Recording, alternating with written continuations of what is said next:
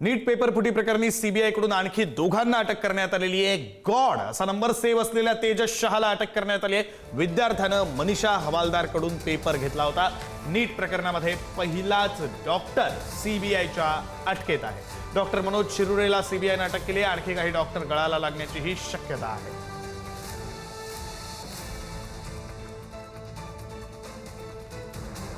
आणखी 2 अटक या प्रकरणामध्ये झालेल्या आहेत। दोघांना अटक करण्यात आलेली आहे। सीबीआयने दोघांना अटक केलेली आहे। डॉक्टर मनोज शिरुरे आणि शाह नामक व्यक्तीला अटक करण्यात आलेली आहे। नीट पेपर फूट प्रकरणातल्या या आणखी 2 अटक।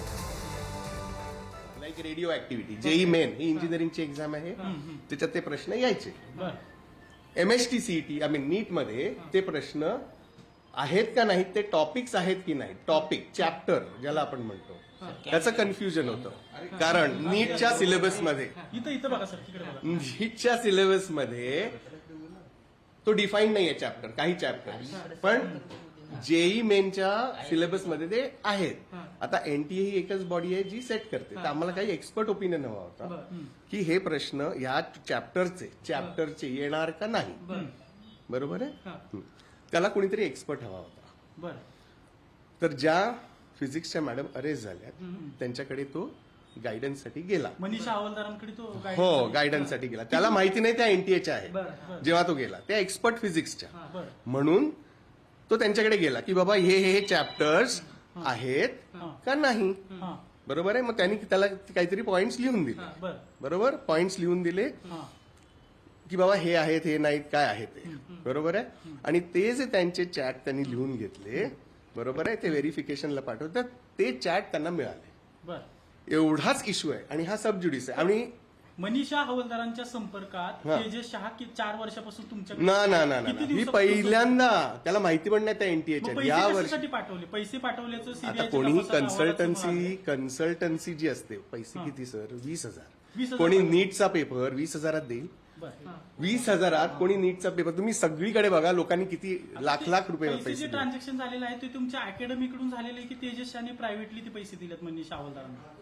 हा, कारण त्याची कन्सल्टन्सी आता मला माहित नाही, ते बघायला लागेल। अकॅडमीच्या विद्यार्थ्यांना फायदा व्हावा म्हणून ही कन्सल्टन्सी घेतली होती का? कारण हा पेपर हो, फायदा कशासाठी की हे चॅप्टर नीट मध्ये येणार का नाही, या चॅप्टरवरचे प्रश्न नाही, चॅप्टर सिलेबसमध्ये आहे का नाही याच्यावर आम्ही प्रश्न काढावे का नाही, एवढाच प्रश्न होता। आणि तुम्ही जर फायनल पेपर बघितला, फायनल जो नीट मध्ये आलेला, आणि आमचे जे काही आम्ही प्रश्न घेतलेले आहेत मुलांचे डिसेंबर पासून आतापर्यंत, ह्यामध्ये एकही प्रश्न त्यातला कॉमन नाहीये, त्यामुळे लिकेजचा प्रश्नच येत नाही। आणि हे सगळं आम्ही सीबीआयला कोऑपरेट करून दिलेलं आहे। आमच्या मुलांचाही त्यांनी इंटरव्ह्यू घेतला सीबीआयने, ते कॉम्पिटंट अथॉरिटी आहे, मला सीबीआय माहित नाही, पण त्यांची जी कॉम्पिटंट इथं येत होत्या, किती दिवसापासून चौकशी चालू होती? 1 दिवस 2 दिवस, कधी आल्या होत्या? 2 दिवसापूर्वी। आणि त्यांना मुलांना भेटायचं, मुलांना भेटवली। तुम्ही तुमच्या याच्यावरती ठाम आहात का की तुमच्या इथला जो सहकारी शिक्षक होता त्यानं पेपर फोडण्यात मदत केली नाही? शून्य, अथवा त्याला जे प्रश्न मिळालेले होते कोणालाही गेलेले नाही। ओके, आमच्या मुलांच्या कोणालाही ते प्रश्न गेलेले नाहीत, हे अथॉरिटीनी मुलांना भेटून क्लिअर केले नाही। मात्र सर तुम्ही असं दावा करताय की आमचे काही डॉप्स होते ते आम्ही क्लिअर करण्यासाठी मनीषा हवालदारांकडे गेलो। मनीषा हवालदारच का? म्हणजे की याच्यामध्ये तुमचे जे तेजस शहा आहे, आम्हाला मनीषा हवालदार NTA वर आहेत हे माहित होतं? नाही, अजिबात नाही। हे माहिती असतं तर आम्ही गेलोच नसतो।